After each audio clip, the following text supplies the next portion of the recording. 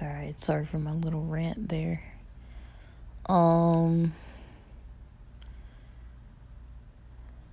Let's see.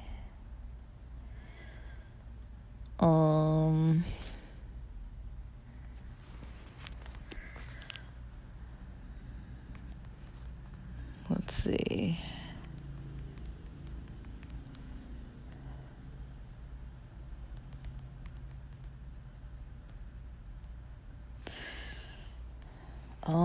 Okay. Sorry. I'm trying to get back to what we were talking about here. I mean, there's the question, okay.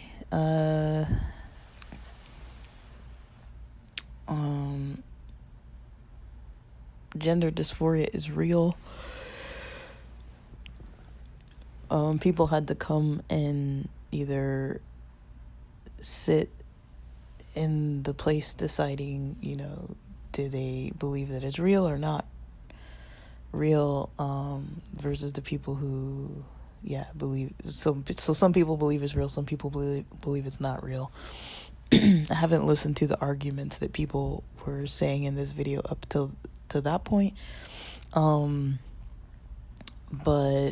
I mean, to me, it's almost like asking, like, is trauma real? Like, you can't, like, if you don't experience it firsthand or aren't around people who experience it and you don't have like a secondhand experience of it,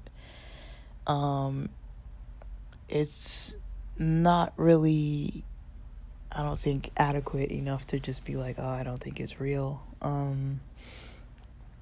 Like, working in the field of psychology, there's a lot of stuff that you see, but there's a lot of stuff you maybe don't see very often.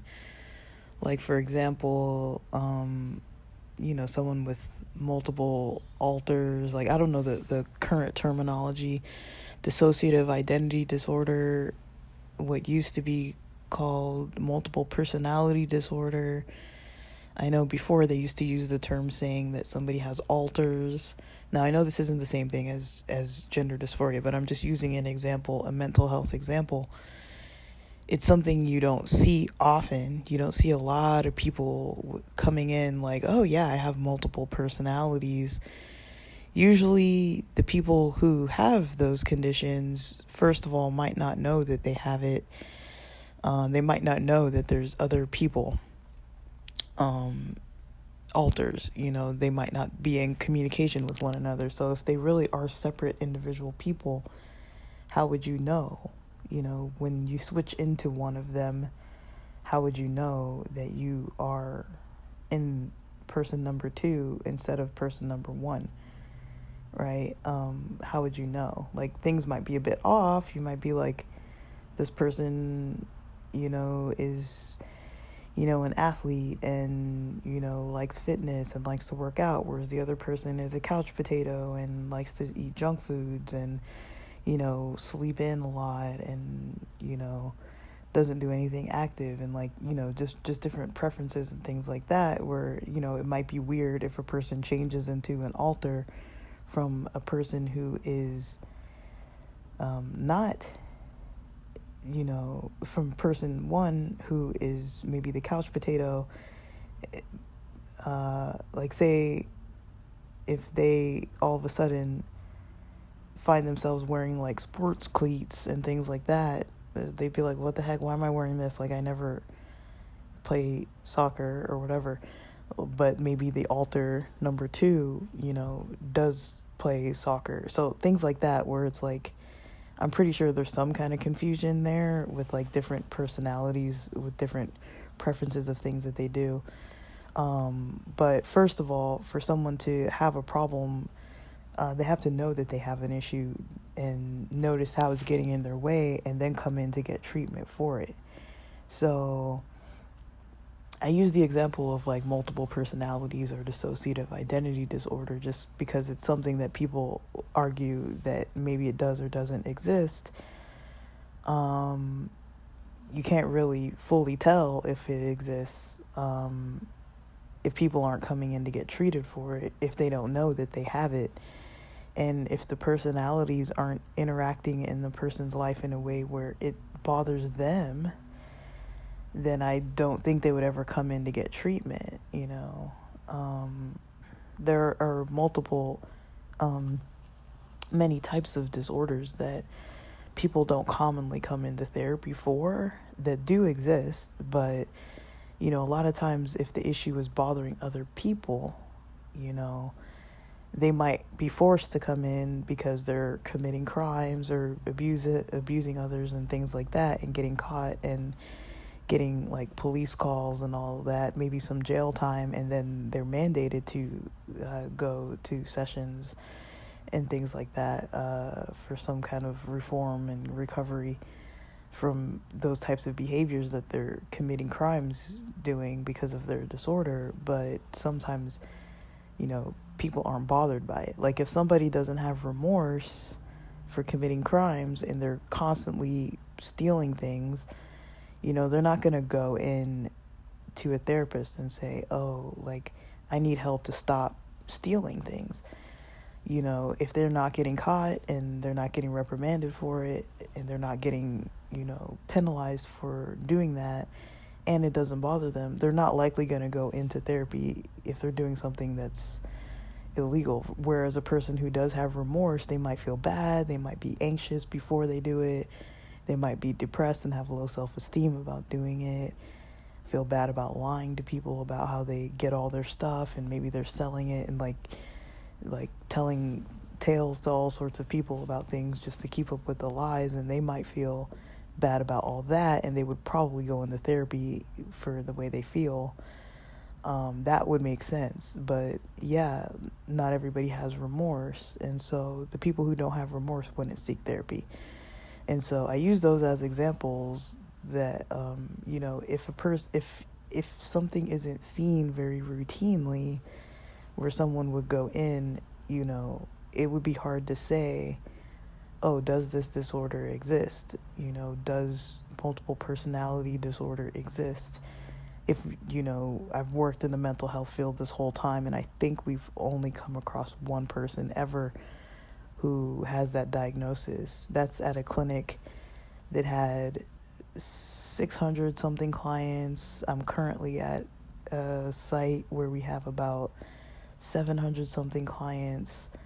I don't know how much my first practicum site, how many clients they had, but, you know, there are more common things that you see over and over and over again.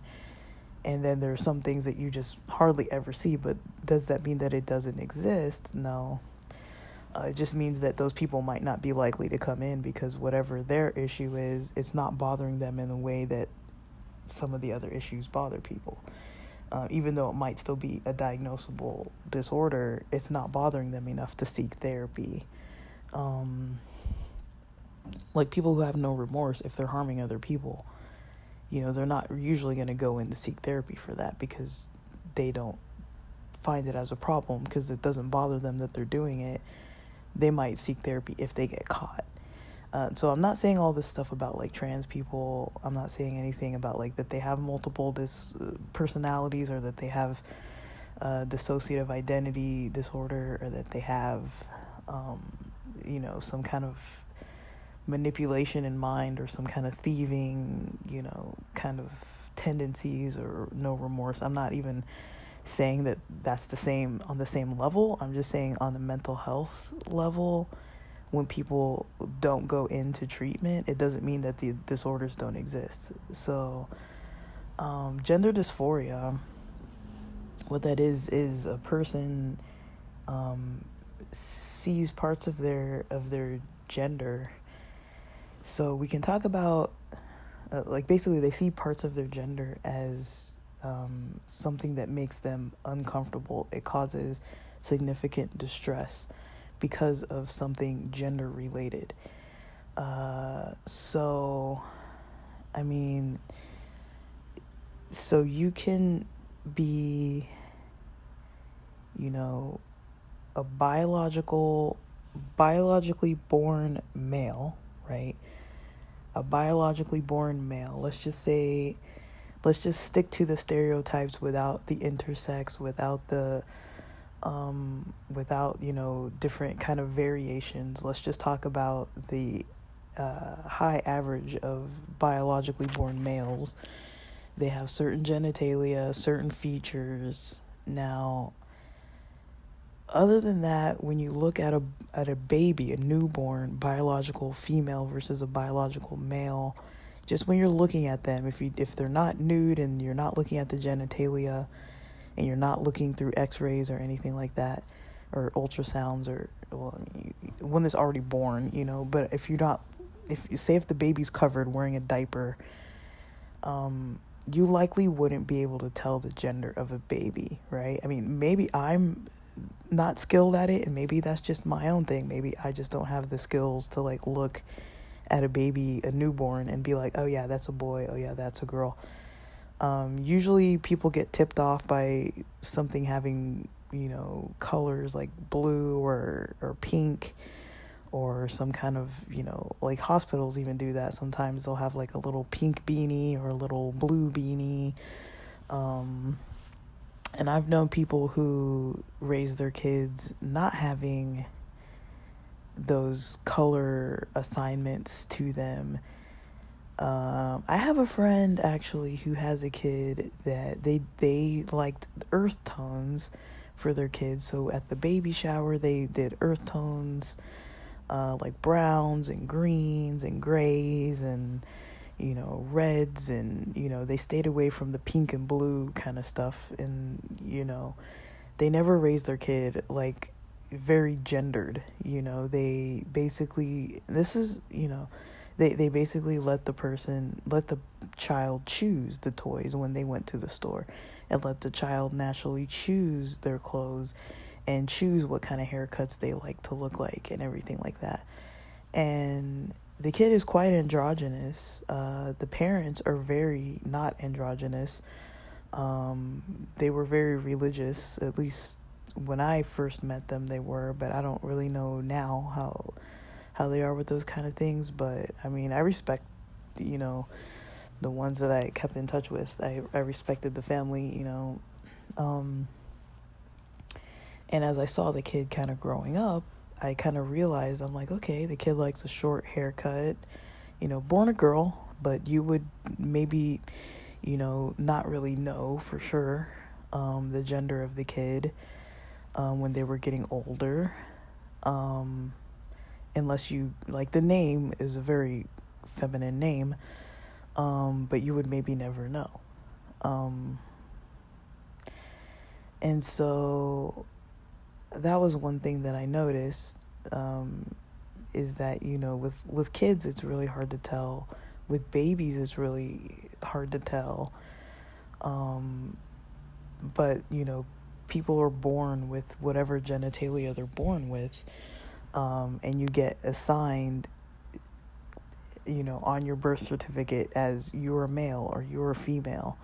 I don't know what happens with intersex babies. I'm not familiar with what happens. I know there was a point where there was forced gender reassignment, where a doctor or someone would be like, maybe they have more male genitalia or more outward female genitalia or something, and they would just pick and just be like, you should raise your kid as a boy or a girl. Or they would just, in some cases even do surgeries and just be like, raise your kid this way or that way. And there are many intersex people that talk about, how they were born they were born and throughout life started feeling a certain way about their own gender identity and things like that, because there was still that biological part of them that they were born with, and a lot of them maybe didn't even know that they were born intersex, and somebody maybe told them later, or they found out later, but they still internally had that sense, right? They knew that All right, like I'm maybe stereotypically not like all the other little girls, or I'm maybe stereotypically not like all the other little boys, right?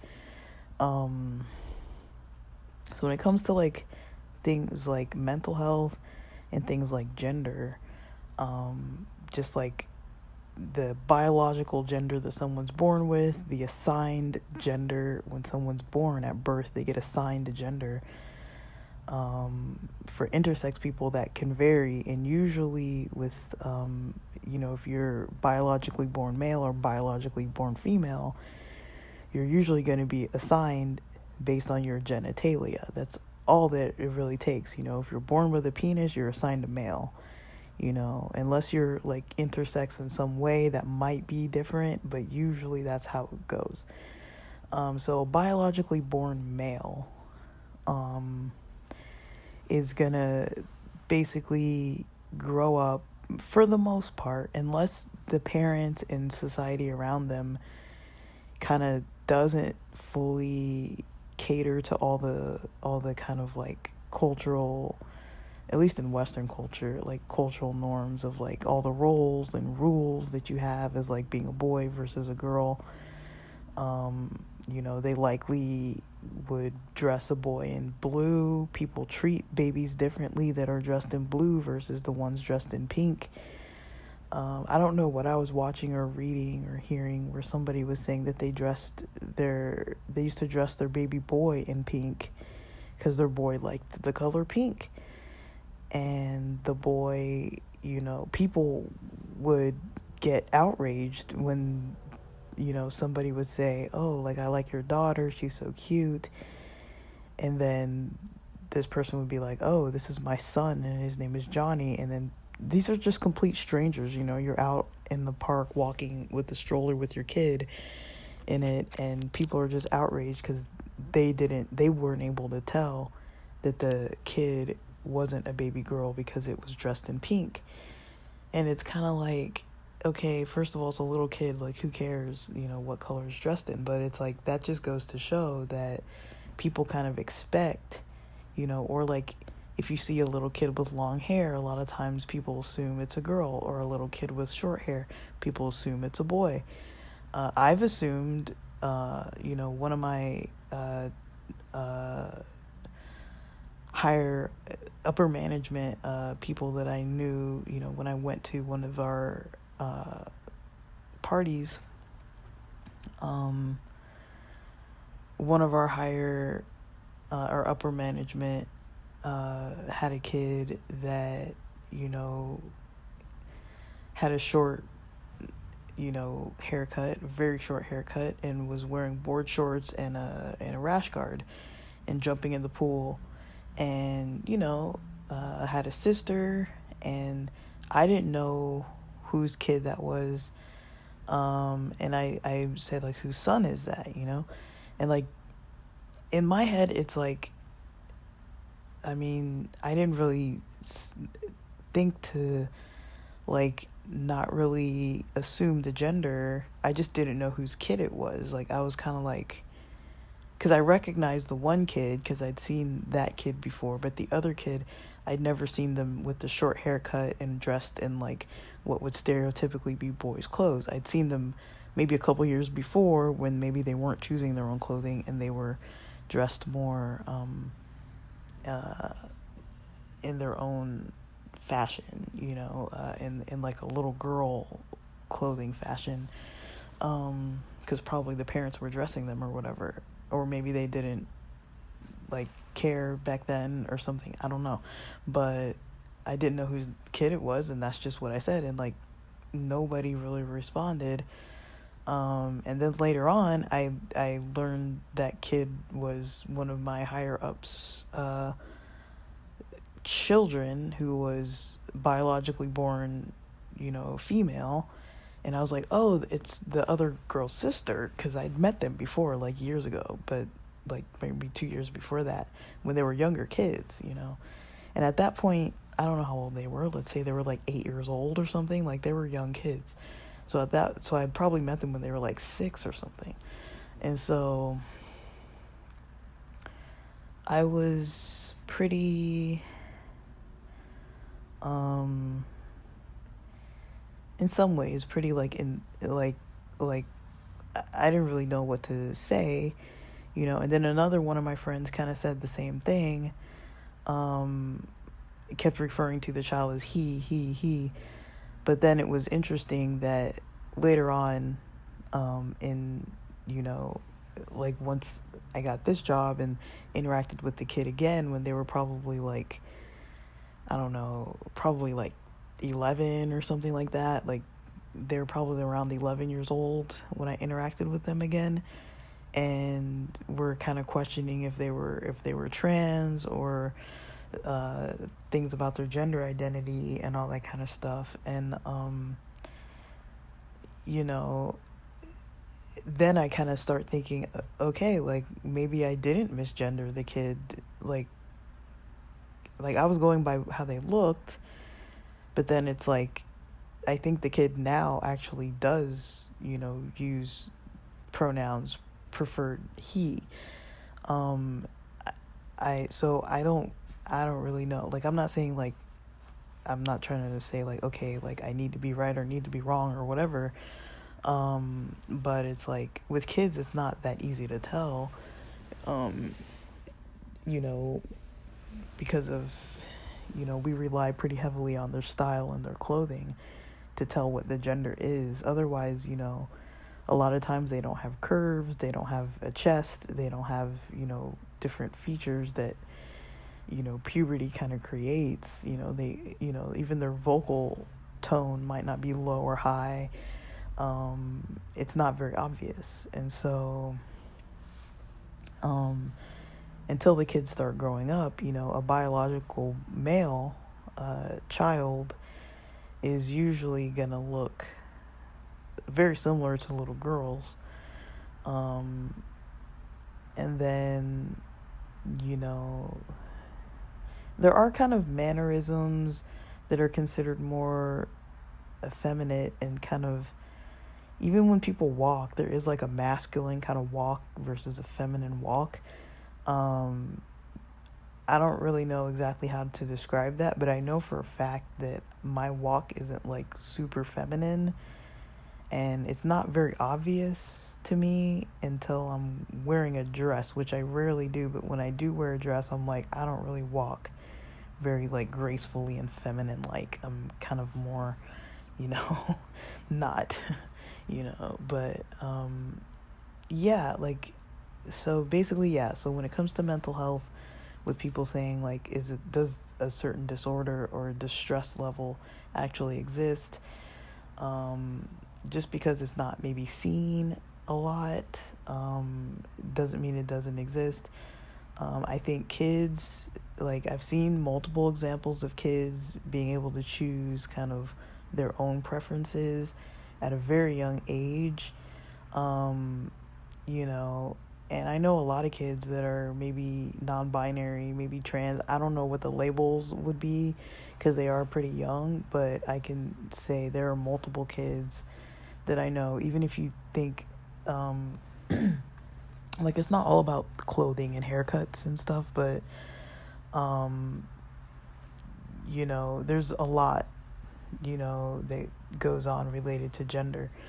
And so, I've seen multiple kids, with a variety of different kind of expressions, gender expressions, preferences, and things like that,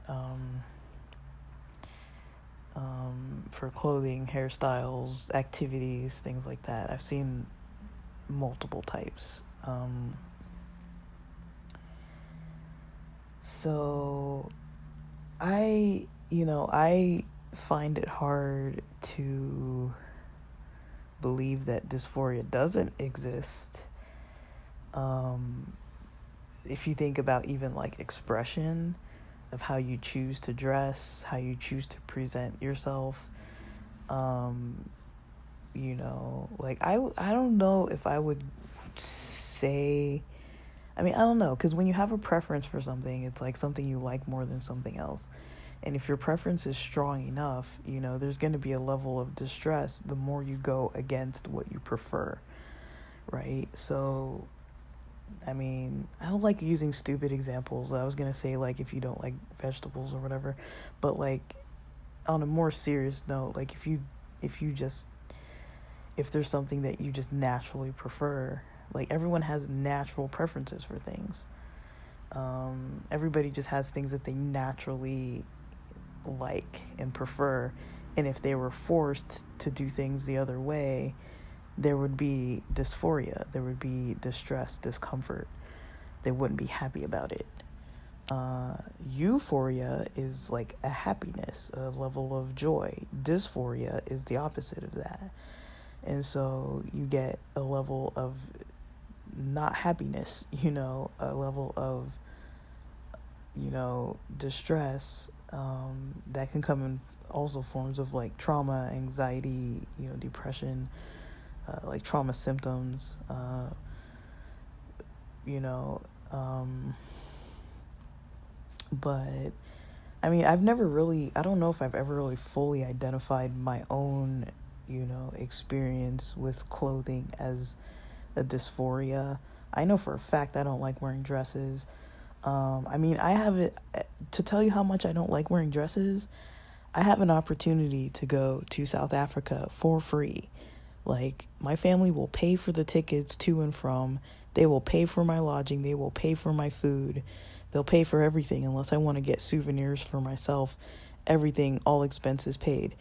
But to go for a wedding, an African wedding that's very traditional, where you have to wear a dress if you're female, that to me makes me not even want to go, And it's like a whole entire trip, a whole entire free, all expenses paid trip to a whole other country that I totally want to go to, that I would easily just not go for however many hours of having to wear a dress. I mean, that to me shows that I just don't have a preference for them at all. I actually have an aversion towards them. I hate wearing dresses. I don't see the point in wearing them. I mean, I'll probably do it just because it's like one day, I'll only have to wear the dress for the single day. And that's all, and I could suck it up for one day. I'm going to be there more than one day.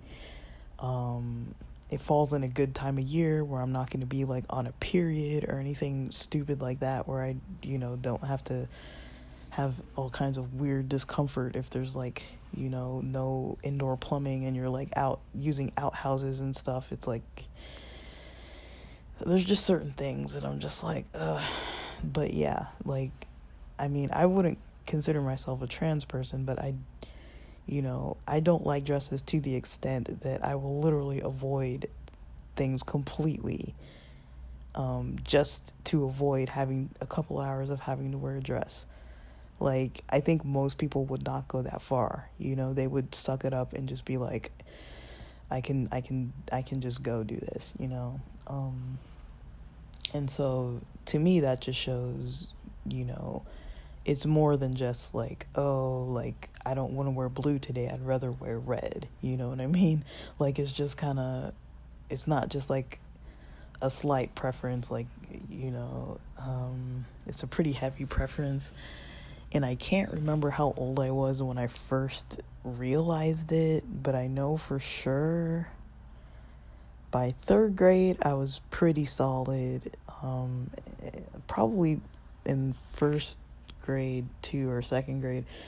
But the difficulty is that I went to church for so much of my life that I never really questioned it. And because everyone was wearing dresses, it was more like, I don't want to stick out like a sore thumb. And, the conversation of queerness and all that was never even coming up. So it was kind of like, I knew I didn't really like them, but I kind of didn't really care. But I did always bring a change of clothes to church with me, so that after church, I would always, after church, just put on my other clothes. Like, right after church I would change, because a lot of times we would stay for potlucks and, have like interactions and stuff. So a lot of times I would just totally change my clothes. And so like, and I didn't start feeling more comfortable with clothing until I started wearing like kind of like business attire. I used to wear like business suits. Like they were usually female business suits, but just the fact that like I had different kind of, I guess they were technically blouses, but they were kind of almost, they weren't like super feminine cut. And then I'd wear like pants that were like what do you call it, like slacks and things like that. And so there was a lot that that I could get away with doing that. And so so when it comes to gender dysphoria, like I said, it's not just your clothing, it's not just your haircut, it's it's deeper than that. It can be your shape, your form, your fitting form, like how things fit you, how your clothes kind of fall when you wear them. Now, if you think about the reason why I'm talking about more so about biological males in this episode is because in this episode of this Jubilee video, they're talking to females. They're talking to groups of females. They're talking to trans females and non-trans but conservative females. So that's why I'm referring more to people born with biologically born males, is because the trans females were biologically born males and assigned male at birth, and then because of the dysphoria that they experience, that is how they know that they're trans. And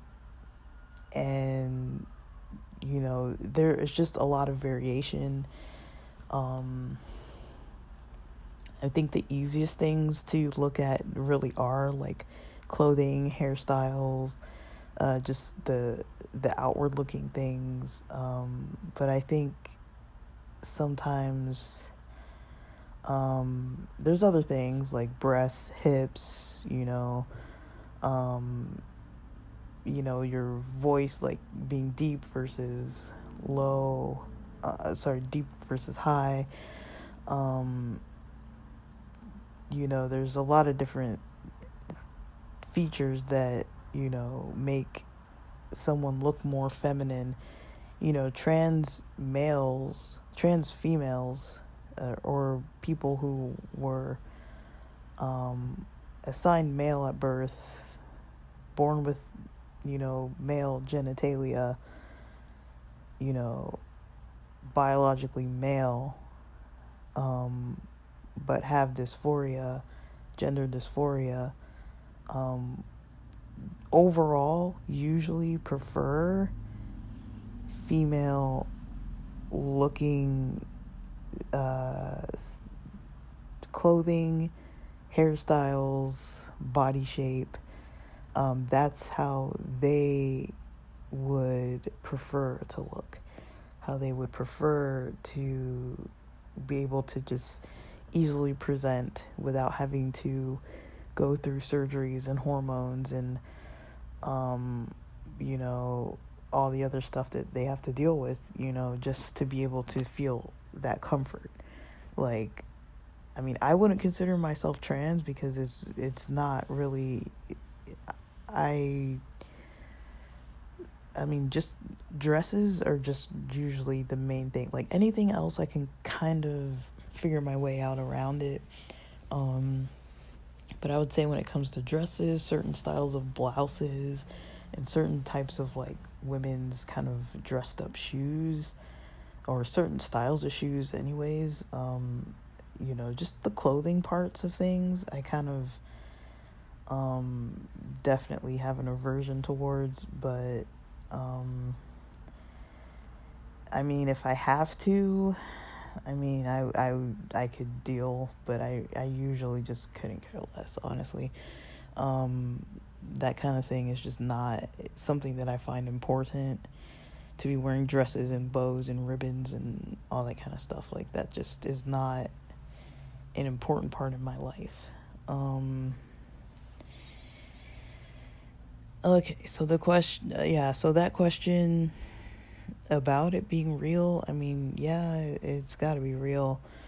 I think everyone has a form of gender dysphoria. Just, I feel like straight cis people, who don't have gender dysphoria, I mean, it's not really necessarily that you would have to be like gay, to have gender dysphoria. Like, you can be trans and straight. You're just not a cisgender person. But I think there just aren't a lot of situations in society where, cisgender people,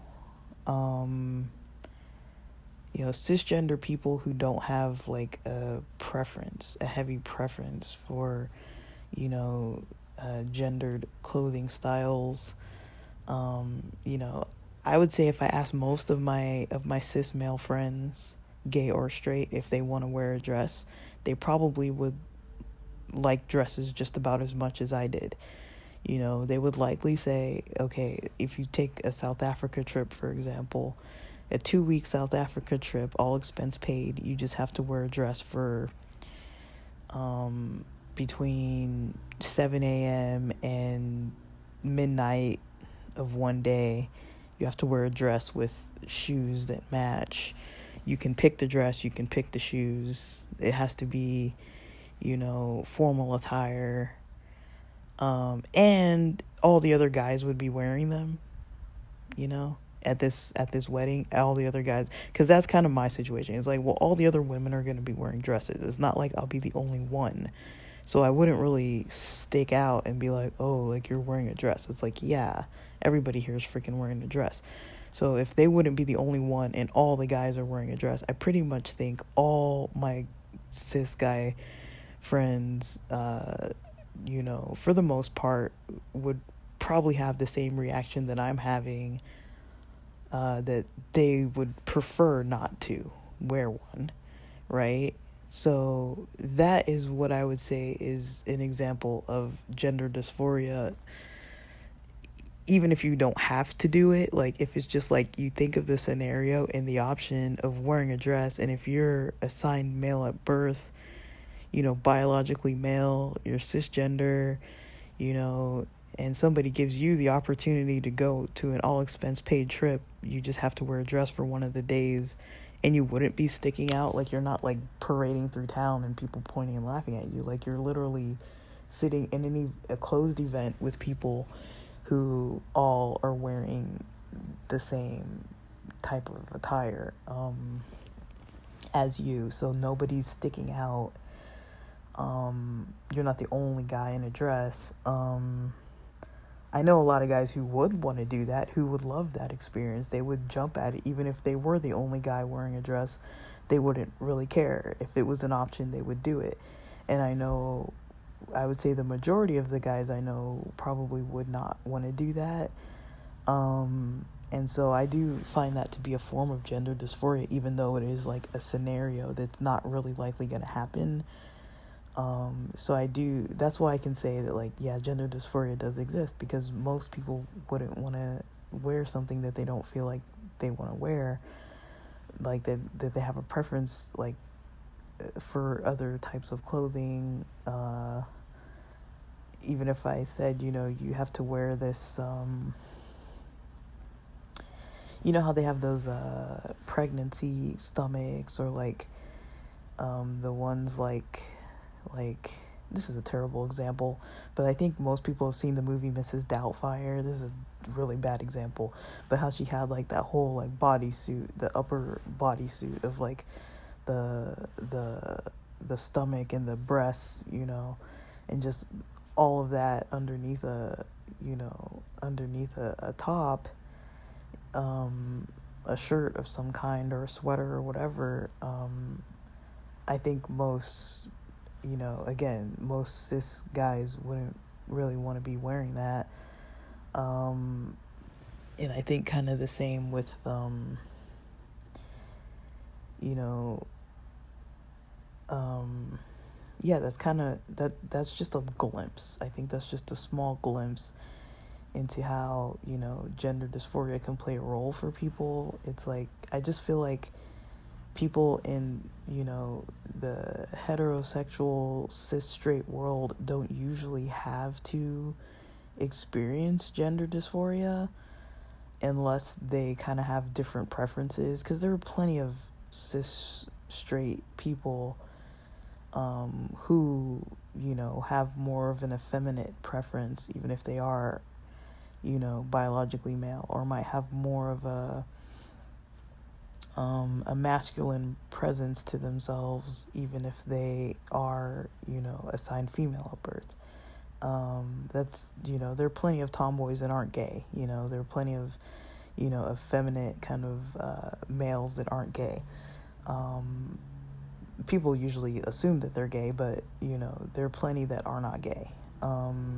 There are a lot of people who aren't gay, who might still have preferences for, you know, different type of gender appearance, looks. But, yeah, because, you know, gender and sexuality aren't the same thing, but in queer culture, there is a lot of overlapping of a lot of different things that I don't really see it in the hetero world. I haven't really seen it too much with the cis hetero world of you know, people complaining about formal wear, or people, you know, preferring different things. Like, I feel like maybe even if they do prefer it, they don't make a fuss about it, they don't speak up about it, they don't talk about it with their cis hetero friends. I don't know if hetero people talk about these types of things with one another. I've never been there when they were talking about it, so I just don't know. Like, I've never heard my guy friends talk about how much they want to wear dresses.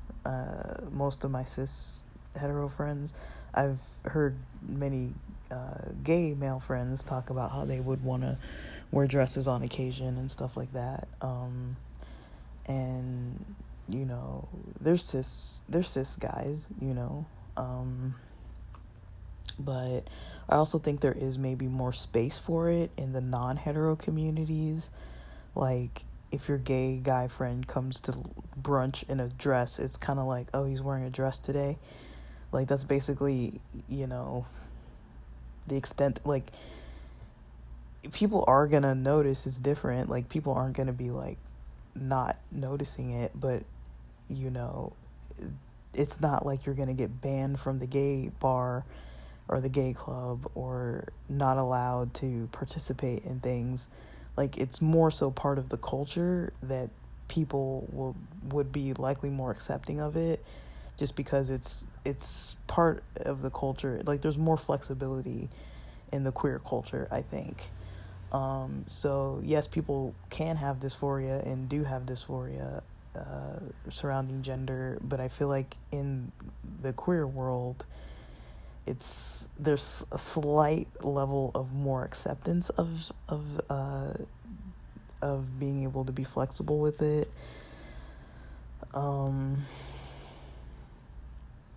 But I know that just like a cis gay guy wearing a dress is not the same thing as a trans person with gender dysphoria issues going on for themselves.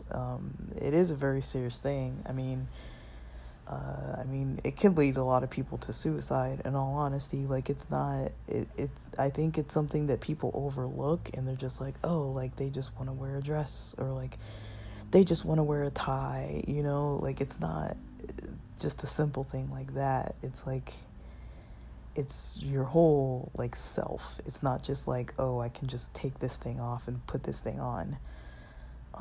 It's not the same thing. And the last question, the last topic that they talk about is sexual harassment. I can honestly say, of all the females I talk to, I don't think I know any females who have never been sexually harassed. Um, I really don't think I know any who have ever heard outwardly say, I have never been sexually harassed. I don't think I know one. I don't think I know one. And I know a lot of people, and I can't even think of any. I know a lot of people that I've never heard that said that they have been sexually harassed. But of all the times when I've been around people in conversations where people are being pretty open about if they've been sexually harassed or not, I don't think I know any females who have not been, at least to some extent. Somebody doing something or saying something or trying something, maybe if it wasn't like rape or molestation or something like that, but just like harassment, like I really don't know any, like I don't know, I think females in general get harassed a lot, and I don't think that all the time the people who are doing the harassing really understand it, and how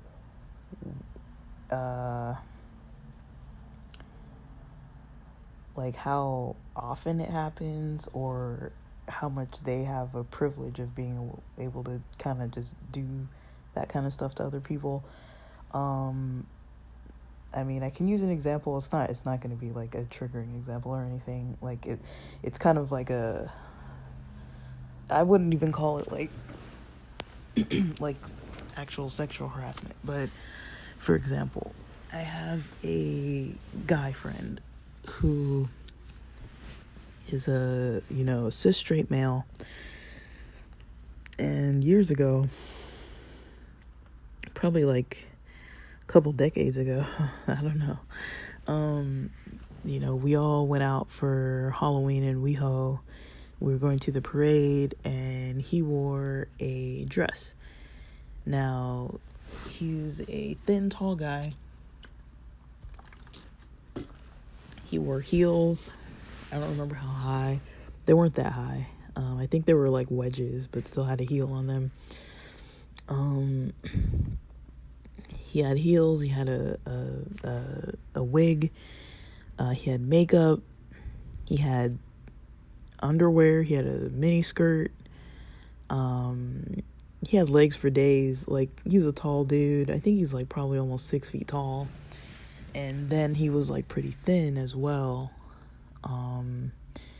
And kind of added some padding, like a padded bra with some extra padding, to have kind of like a larger cup size look. And he could pass as a woman.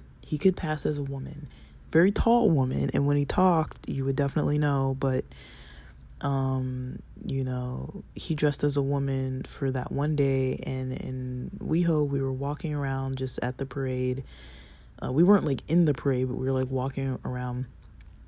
And the amount of times that people said, oh, like, that's a guy, the amount of times that he felt uncomfortable, people leering and looking at him, checking him out, and, because he looked like a pretty woman. Like, he was nice looking. Like, he actually looked attractive wearing the female, all the clothes. I could honestly say that. He looked pretty good. I was like, he looks really good. If I hadn't heard him talk or anything, I would just think he was just a tall cis biological female. I probably wouldn't think past, other than the height, because he was higher. He was even taller than he was even taller because of the shoes he was wearing. So he was even taller than his normal tall height. So if he had not worn all of that, he looked really good. I remember him looking really good. He had a little sexy outfit on. Like, I don't remember what he wore. I think he had a crop top for a shirt, and a mini skirt and wedges and a wig. There's a picture somewhere. I don't know where it is. I don't know if I have it, but we all went out, wearing our Halloween costumes, and that was his costume, and he looked good, and he got the attention for it, and not everybody knew he was a guy, and people were looking at him, and he was just saying, just that experience alone, just the way people were looking at him, and the way that, and mind you, this is WeHo, this is West Hollywood, where and Halloween, so guys dressing up in women's clothing is not all that abnormal on a Halloween in WeHo. I mean, I saw more ass cheeks and chaps and leather daddy things walking around than I'd probably ever seen in one space in my whole life, even probably more than I'd seen at Pride. I mean, other types of things hanging out and people's genitalia and all kinds of stuff. Like, this is WeHo. It's like they're, there's a high gay population there, a lot of gay businesses and bars, clubs, and all sorts of spaces like that. A very gay area of the world, and to see a guy wearing a dress is not abnormal, even on like a regular Wednesday afternoon. Like, that's not like out of the norm. So throw in Halloween, and throw in the area of WeHo, where it's already like a gay community, that wasn't out of the norm. So,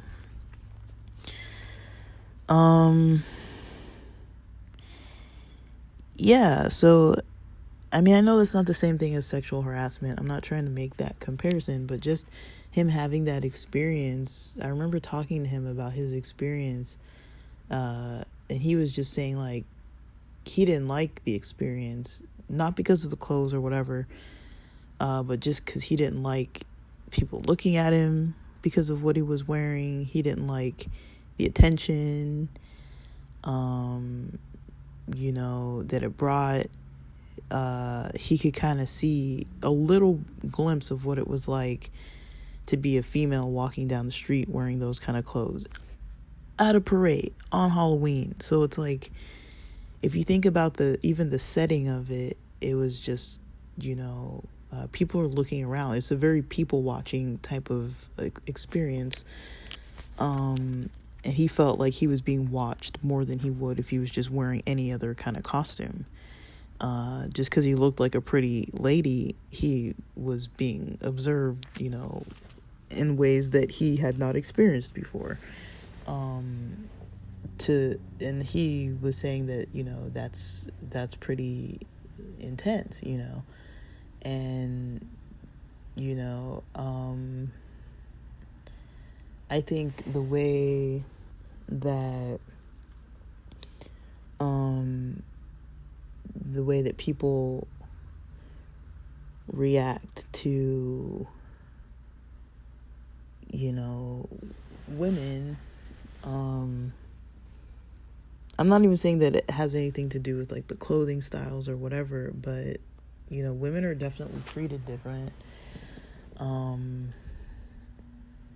mean, I don't know that many women who totally feel safe and secure, walking the streets, downtown of a lot of major cities at night by themselves. I mean, you're always kind of on the lookout for crime and different kinds of things. I mean, I think guys are too, if you have street smarts, but I've mentioned before too that the most comfortable I ever feel in LA, I have these two guy friends, these cis male, just tall, black guy friends, and people part ways, they part the street, when it's late at night and we're walking down the street. Nobody's coming up to the three of us. Like, people are walking the other direction because they think we're, gonna do something.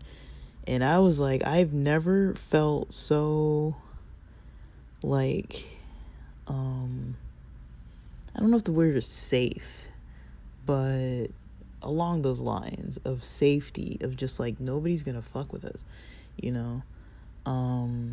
Now I'm small.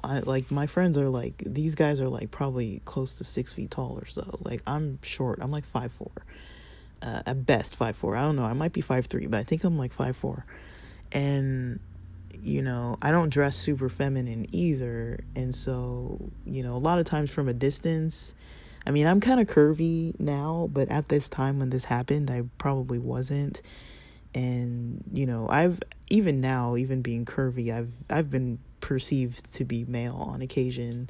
It can work to or against my own favor, but, you know, sometimes if people think you're a black male, that can kind of work in your favor, because people get a little scared. And that's kind of weird to even say as a black person, that I've witnessed people getting a little frazzled when they see me and they think, oh, you're a black man, and then you're like, oh, like, you're not a guy.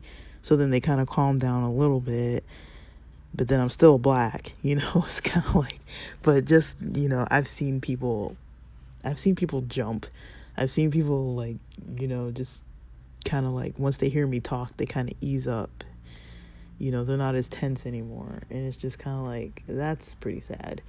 But I mean, I'm harmless. My friends, those guy friends, are so harmless. Like, we talk about video games and, you know, eat at different restaurants and talk about, like, technology and things. Like, they're not going to harm anybody. I'm not going to harm anybody. Like, we're not even like that. And even when we're together, we're not menacing. There's nothing about us that's, like, even thinking to even, like, joke around and, like, scare people or whatever. But I mean,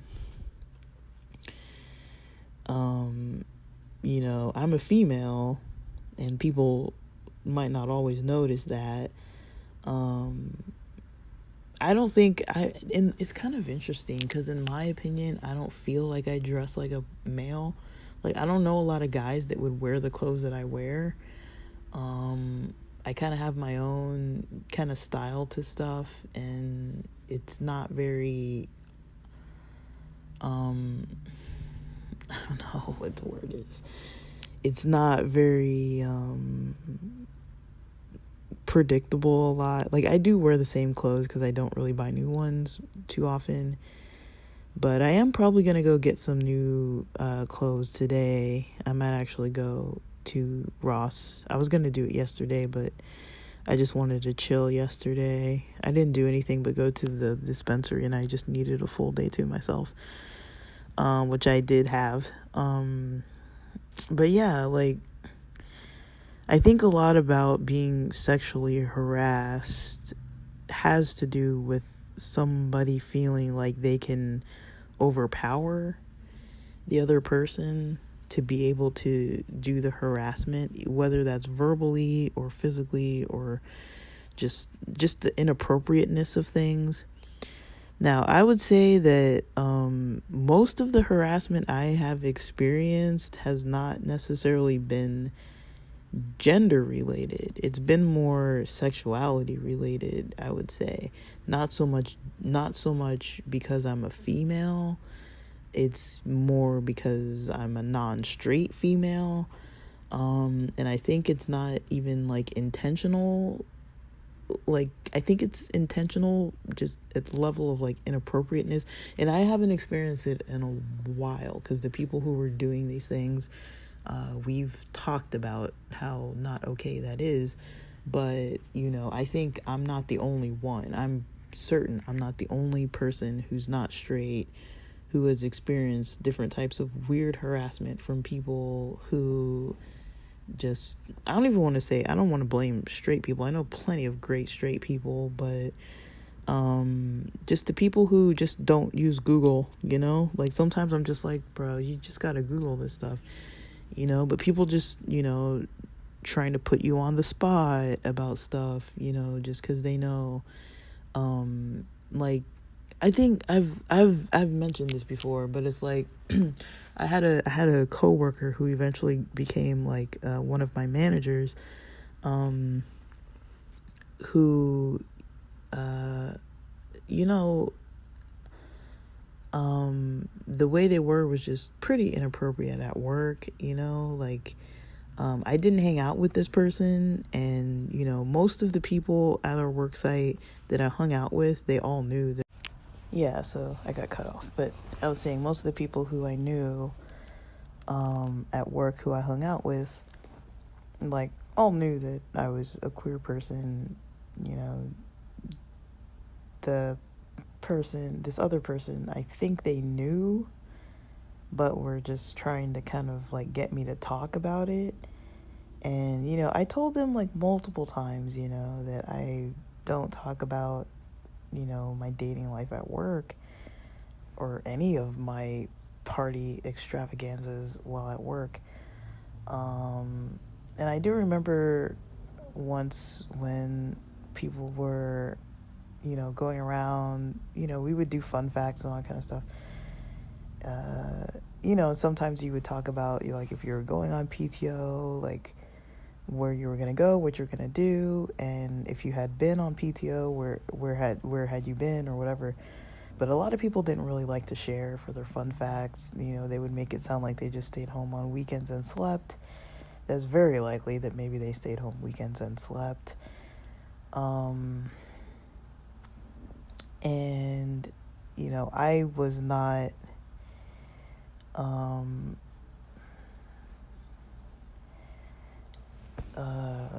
one of those people. And so that same person who had gone into management, that same staff member, they, I remember when I mentioned, that I was gonna go to Pride, and just the way, like, nobody else really said anything. I think most people knew. The people who didn't know just kind of left it. But that one staff was like, oh, like making like a big fuss. And this is like in a whole room full of all the staff. They kind of made like a big, like, like,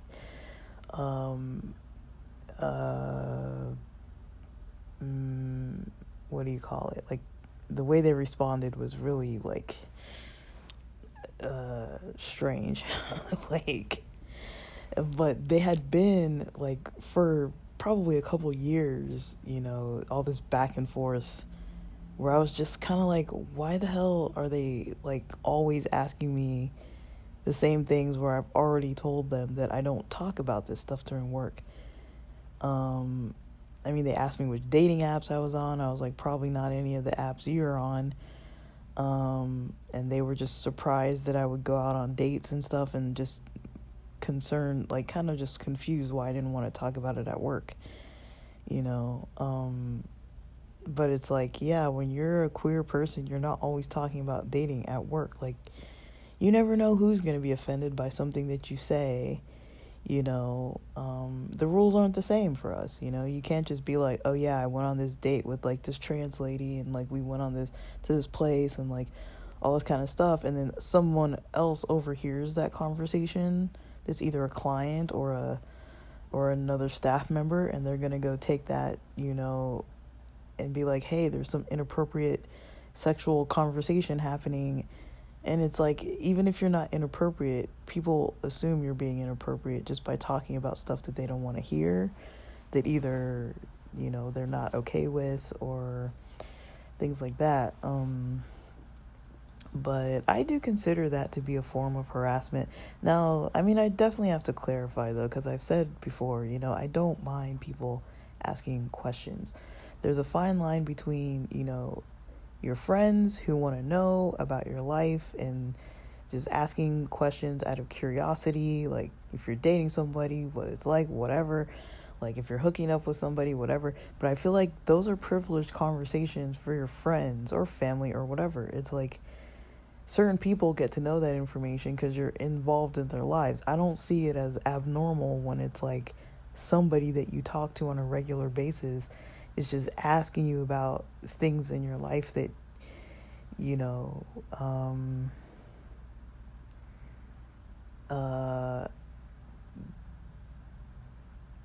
they were just asking you. I don't really see anything wrong with that. But, I think maybe it's a little,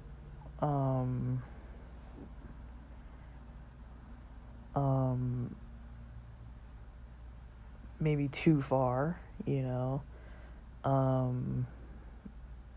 when it's not someone who you're a friend with, someone who barely knows you, and they just happen to know that you're not straight, and then all of a sudden they want to know all this kind of stuff.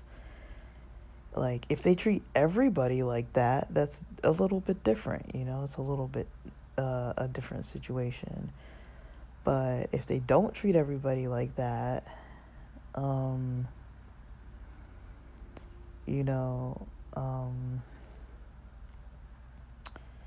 then it's kind of hard to know,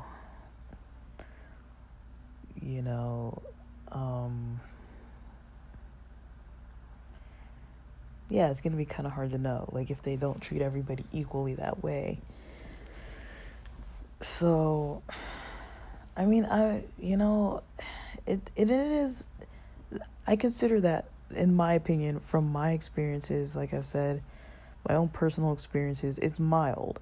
Like, it's not even something that I would report to a boss for myself, because I feel like those were situations I just had to handle by myself on my own time.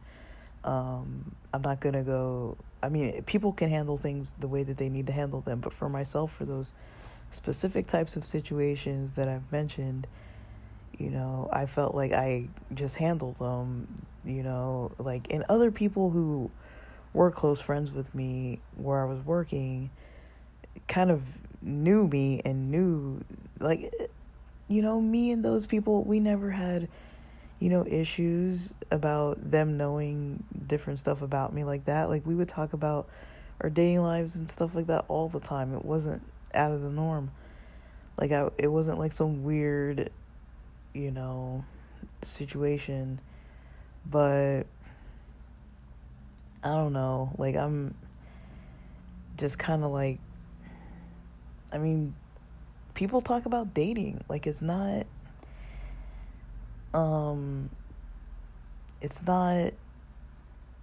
weird, but also because I was raised in a really weird environment where, the rules for dating in that culture were just really strange in the first place. I think that made a whole lot of other stuff kind of a little weird. Like, I was kind of on the other end of, like, people just being so weird about dating. Like, I mentioned before that I had a friend whose dad would make the boys who dated her dad would make them sign a contract that they weren't going to go past a certain level of, whatever it was, like making out or whatever. I don't know what was in the contract, but I had some friends who dated her, and so I know that they had contract, and it's stuff like that where it's like, just people taking things to some, like, extreme level that's like, that's awkward. I mean, that's got to be awkward for your teenage daughter, if there's some boys running around being like, oh, I signed a contract with her dad kind of thing. It's like, that's kind of weird, like, but it's like, I don't really know if that's, like, normal. Like, that's not something that most dads do. Now, he wasn't, like, promoting them, the boys going around telling everybody. Like, I think that's something they probably should have kept to themselves, which they didn't. But yeah, like, I think that's gotta be weird for, a teenage girl, to have that kind of dad, and people to know that kind of about your early dating life. Like, oh, you had all these guys sign these contracts.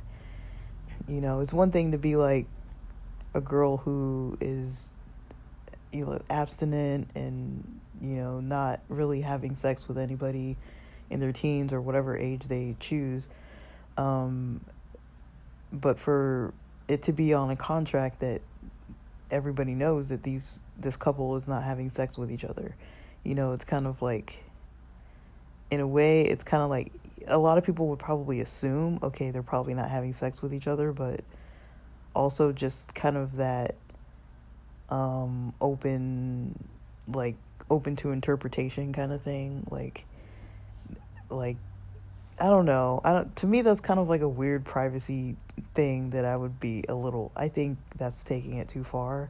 Like, I get it, but at the same time, it's like, I think once you get to be like maybe a certain age, like when you're closer to maybe yeah, if you're like 12 or whatever, like I don't think it's a big deal, but if you're like 16, 17, 18, 19, 20, 21, like kind of around that age range, I mean, you shouldn't have to have a contract, I don't think. And I think that does kind of put you like in your own separate corner almost, even if you're really religious, just because people know that part of your life, that they know that, all the guys you've been with have signed a contract and you haven't slept with any of them. I mean, for me, I feel like that's kind of a weird thing to do to your kids just for that reason. Because I don't know, it is like, I don't know, even in like really religious settings, like people who aren't like sexually active people it's still kind of like a little bit of a status thing. A little bit, like I would say, like not really, but it's like I think in our society you're kind of looked at a little strangely if you're like a virgin for like ever. Like they have that movie 40-Year-Old Virgin. It's like, I don't think there's anything wrong with being a 40-year-old virgin. It's not maybe the most common age to still be a virgin at that age, but I mean, I've known plenty of people that were in their 30s and 40s and were virgins. Like, I don't think that's bad. I don't think there's anything wrong with it, but it's also just like a weird kind of thing if it's not up to you to tell people that. Like, I think it should be up to the individual to be like if they want to talk about it or not, versus other people just being like, they're a virgin, we know they're a virgin. Kind of like with the chastity belts kind of thing. I don't think I ever knew anybody with one of those. I think that would be a whole other extreme. I never known anything in the church to be doing like chastity belts and stuff like that. More of like a BDSM community type thing, not so much an actual like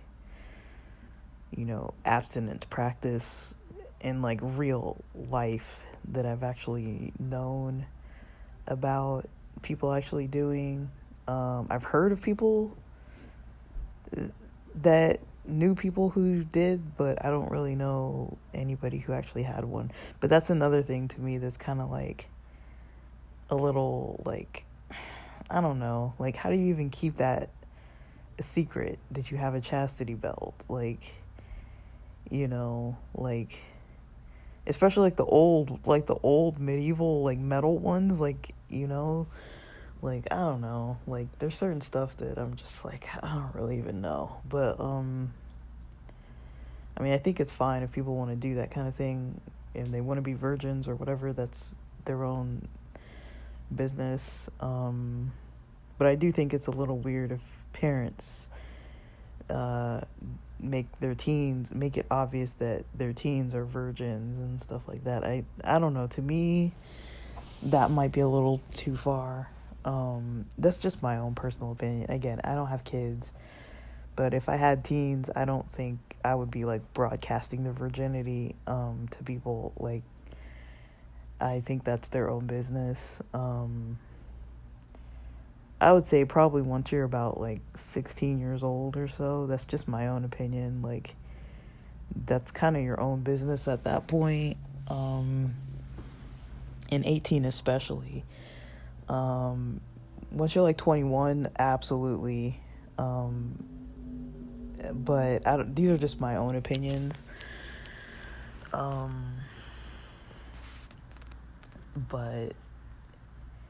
yeah, like, I don't know, when it comes to sexual harassment, I the reason why I'm bringing up these other kind of points is because I don't think it has to be like a blatant, like, somebody came up and physically touched somebody, or physically did something that was like very obvious. It can be subtle things too. And in a way, like, not even like bullying. Like, it doesn't really have to be even like bullying, but even like, I would even say, like, when somebody's gay, like, for example, there are a lot of people who aren't gay that other people might assume that they're gay, and just how people might treat them badly because they think that they're gay. I think that's a form of sexual harassment too. I mean, these are just maybe my own opinions, but it's like, I don't know, because I'm not really in a school setting anymore necessarily, but I've seen it happen more so with like schools, churches, places where, people thought, oh, this usually with males, but with females too, but that this person is so different that we need to kind of tease them. I've seen that definitely happen to a lot of guys, where people thought that they were too effeminate, and we're just teasing them, saying that they're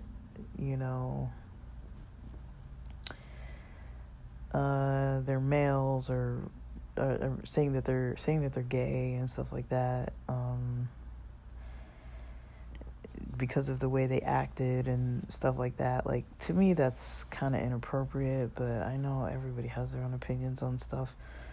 But I would consider that a form of harassment, especially because they're being treated differently because of the way that they present in life. But I don't know, like, there's a lot of stuff that I would say is subtle. I'm not saying that it's not valid or that it's less than. Like, there's no like levels and percentages to really put on stuff. But I definitely would say that there's a lot of different types of examples that I could probably give of, like, I'm trying not to give like super triggering examples.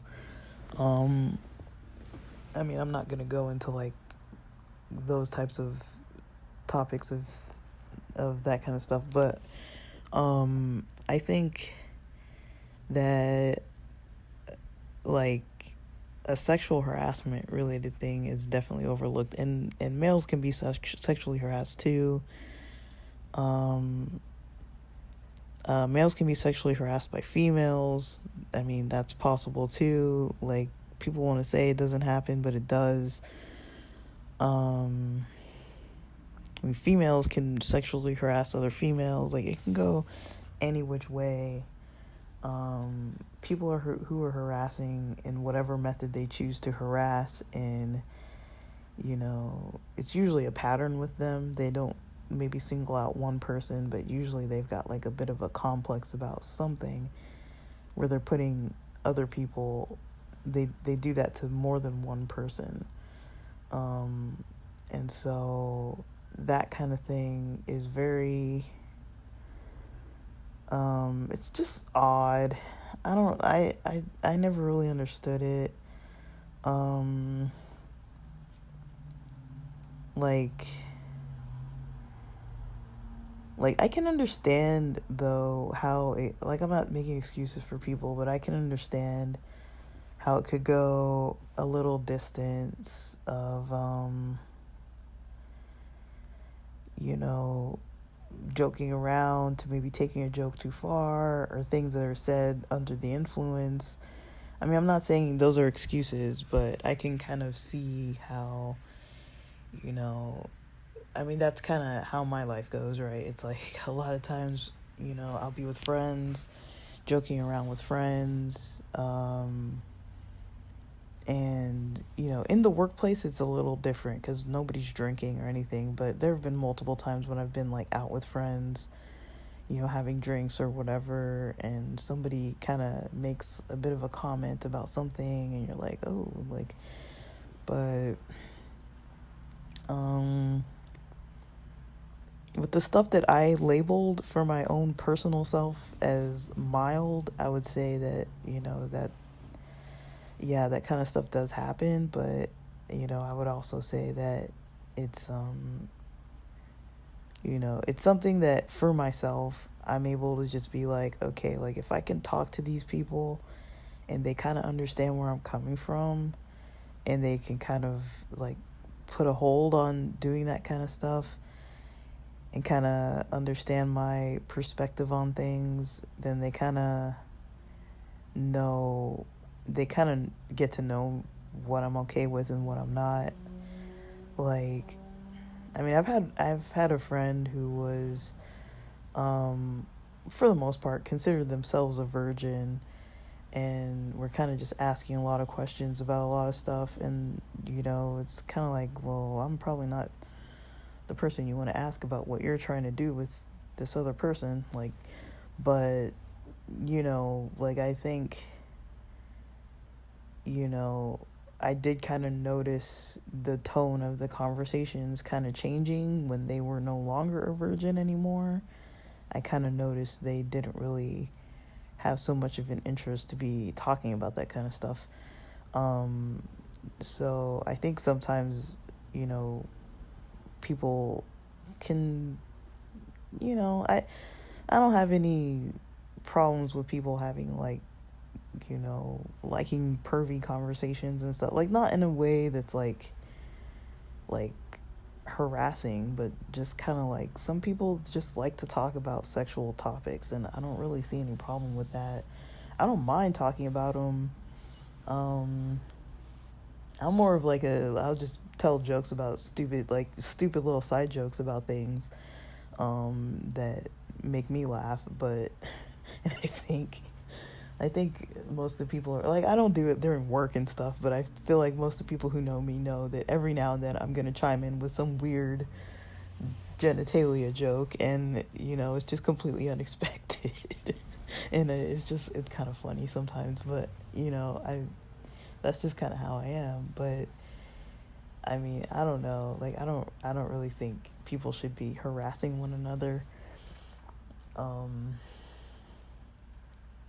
And I think sexual harassment is kind of a tough one,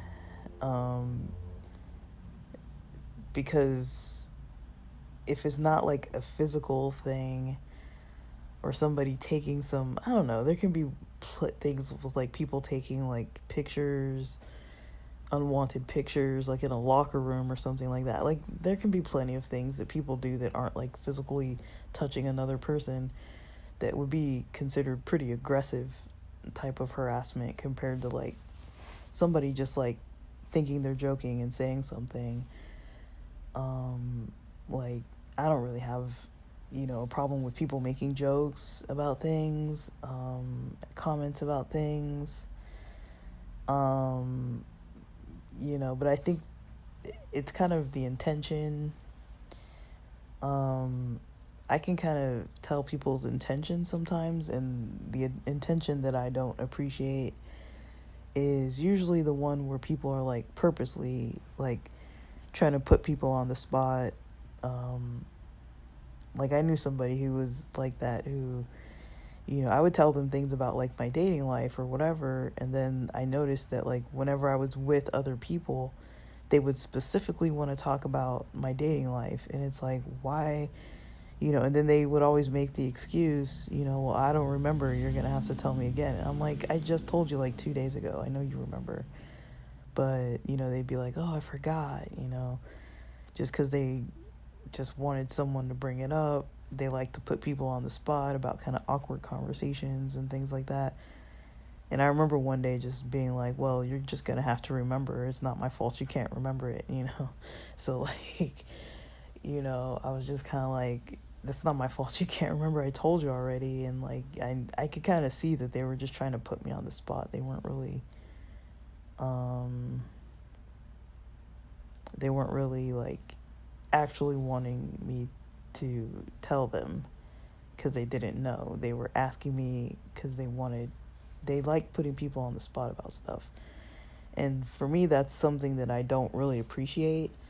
Like, I don't know, like, some people kind of just can't read the room. But it's kind of just, you know, I know all different types of people, so, you know, a lot of times I just kind of, you know, take it with a grain of salt. I'm not saying that people have to put up with that kind of behavior if they wouldn't want to, but for me, it's like I can kind of see between, like, you know, someone who's just not experienced with those types of conversations or being around people like me. Like, I understand that there is no, like, real social protocol to, like, how do you be around someone like me who's, you know, a dark-skinned person who dresses the way that I do and dates the way that I do. I think it's not obvious, like, how to treat me or how to talk to me or what to, like, I think there is a learning experience that people go through where they're like, okay, I can't really treat you like a guy, like I can, but you're not one. And, you know, I can't really, like, I can talk to you about feminine topics, but it might be a little weird for them to talk to me about it because I don't look like the other females that they know. And just stuff like that, you know, where it's like, I feel like people might not really know. Like, I've had, you know, like, friends that I've shared hotels with, hotel rooms, beds, you know, like, I would say that in my mind, maybe I'm an overly sexual person, but outwardly and towards my friends and stuff, I'm not an overly sexual person. Like, I'm not, you know, usually bringing up a whole bunch of sexual stuff. The only time I'll really do that is if I really know for a fact that nobody's gonna get offended and that these people have heard me and seen me joke about certain topics and they know that I'm just gonna throw jokes out there. Like, that's a little different. But I feel like overall, like, there's nothing that I really do that, like, brings people to, like, want to talk about certain stuff. Like, I don't flirt with people. I'm not, like, running around, like, flirting in front of my friends with other random strangers that I might find interesting. Like, I might, like, stare across the room for, like, get, like, really distracted. Like, that's not out of the norm, that I'll just, like, see somebody and, you know, I might talk to them when they're, like, in line for something. That's probably the only time in front of my friends that I'll probably ever approach somebody is if they're in line, like, for, like, either the bathroom line or, like, the bar line or whatever.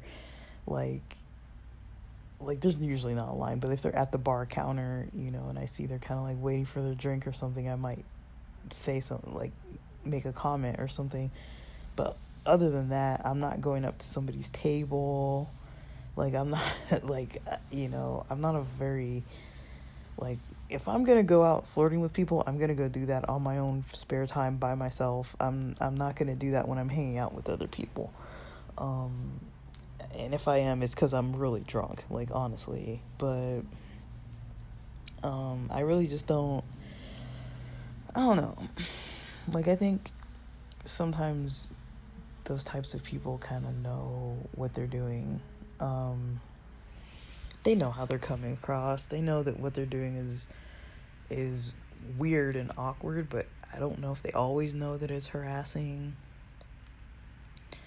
And I think when you're a different kind of person, people just do get excited with the curiosity and don't really think about what they're doing or saying, or that it's inappropriate, that just because you're different doesn't mean that you want people asking you all sorts of questions. And it's okay, you know, and if people apologize and then, you know, it's like we can get past this. I feel like it's not, for myself, with those what I considered mild experiences, I wouldn't say that it's you know, an issue that is even something that I'd like hold a grudge against people. It's just, I mean, it's part of my memory. It's part of, you know, experiences that I've had, but it's like, you know, I would never like bring it up to them and be like, hey, remember that time, or like whatever. But if they started doing it again, if they started doing it again, I definitely would. But because they haven't, you know, I just kind of leave it as it is. Like, it's not really a big deal anymore. It was something that happened in the past. But I know whenever I meet new people, it can be very challenging, or not even when I meet new people, like brand new meeting, but when I meet people and they don't know that I'm a queer person, and then they find out, you know, those are the types of things that kind of come up sometimes. It's like, oh, here we go again, you know, like, but like I said, you know, like, I give people chances, you know. I don't think everyone has to be giving people chances. If you're the type of person who doesn't want to give chances, that's up to you. Like, I'm not here to say, like, you have to or you need to. It's just how I choose to live my life. Like, usually there are a lot of things that I'll let people cross my boundaries on, especially early on. I'll let them do that.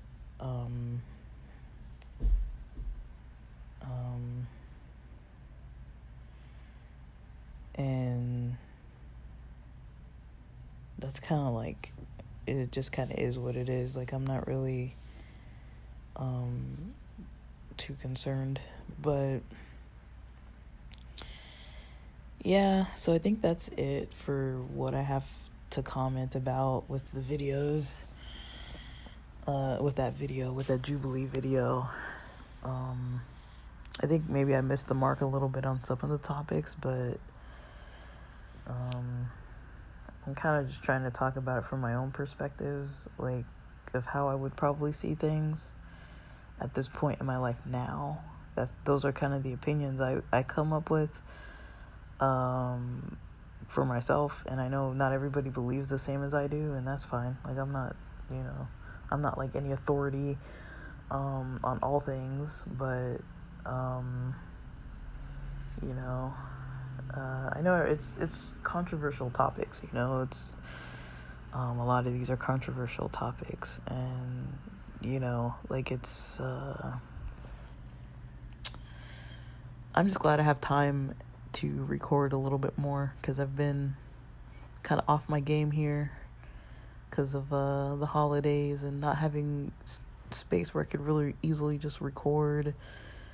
And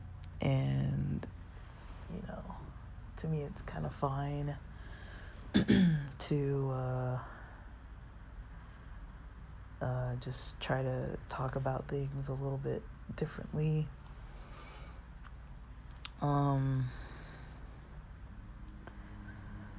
So yeah, some kind of long form topics. I could have broken these up into multiple little topics, but